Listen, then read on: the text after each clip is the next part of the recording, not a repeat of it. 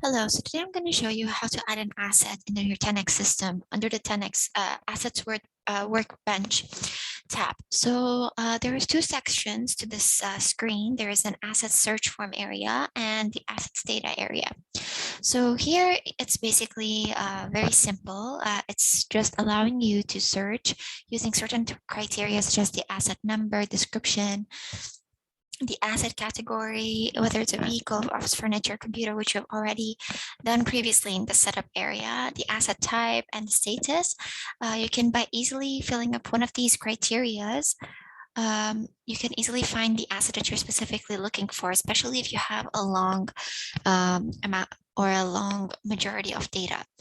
And at the bottom, you can find the assets data area. So here, you can find all of the assets that you've inputted in the system or you've added into the system.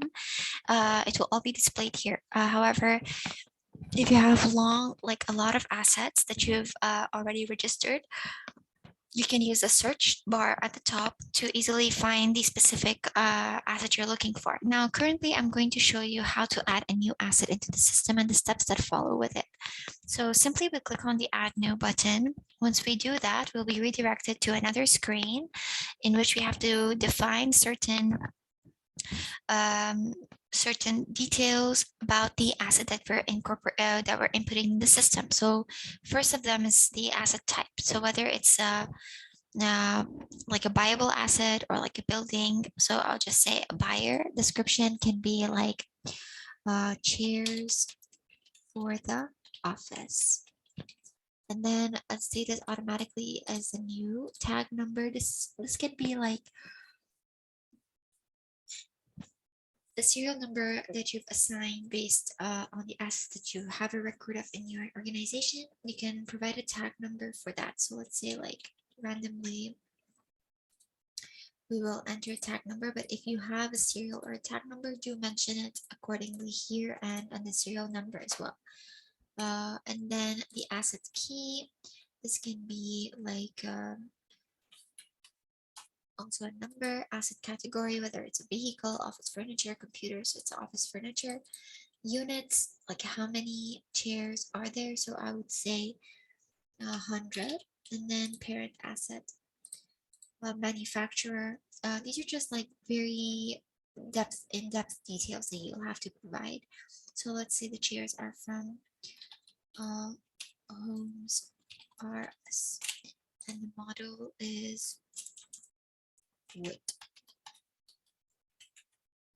And warranty number, if it has a warranty, and the ownership, it's owned and bought new. And then when we scroll down, here also you can choose whether the asset that you're entering details about is in use currently or it's in a physical inventory. So you can select one of those options. And then when you scroll down, there's a cost entries area in which you have to enter details about like the asset. Like for example, if it's a general cost, the name, like let's say purchased of, and the current cost, original cost was like the price of the asset. So let's say it was like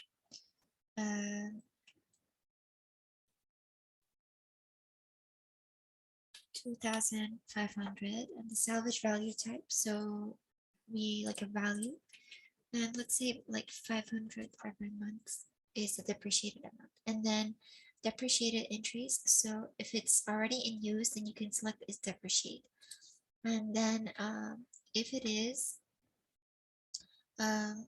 you can mention the date it was placed in service or like for repair, the start date of the depreciation method, whether it's a fixed installment or a decreased balance. It's not a fixed balance, prorate date. So all these information. So depreciated entries. So let's say if we purchase this good like on the 1st of March, then we will say that from the 2nd it will start depreciating. And then amortization start date, sorry, it doesn't have a date placed in service. We will just say 2nd prorate date, third. Once you've done that, you can click on save, and your asset will be automatically added to the data area in the asset section. Now there is 5 options to the right side of your record. One is the post, second is the edit, third is the preview, fourth is delete, and the fifth is the audited info. So post actually allows you, once clicked, to add this asset as a permanent asset, permanent recorded asset in your system. And once you click on post, you're not able to make any changes to this asset anymore, other than adding a new asset of the same kind. However, you cannot make any changes to the asset that you've already posted. Second is the edit button. So once you click on edit, you're able to modify any information that you've entered about the asset in specific.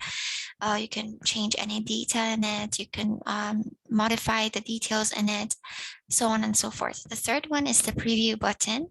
So the preview button allows you to have a look at all of the information pieces that you've entered in the system about that specific asset.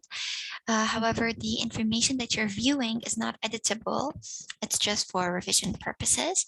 And the fourth button is the delete button. So let's say if you want to remove this asset from the records in the system, you can easily click on delete, and this asset will be automatically deleted. And the last one is the audited info. So the audited info is actually coming in hand at times when there is more than one user who is using the system. And once you click on the audited info button or option, you will be able to see the creation time of the record, if and who or which user was the record created by. And if later on it has been updated after the addition date, you can see that which user has done the modifications or the edit to, and the time and date of the modification will be appearing in the modification time area. And lastly, there is an Excel button that you can see to the left side of the Add New option. This Excel button allows the data of the assets data that you've already and are seeing currently in the system actively. You're able to export this data in an editable Excel format, and you can share it with any other members of member of employees in your organization who do not have access to this system, or even you can keep it for your own references. That is based on your choice. But we have an option to allow you to export the data that you're seeing currently in an Excel format. So I will just show you how this will look like. So you'll have all the column and category names on top. You will see it in a minute.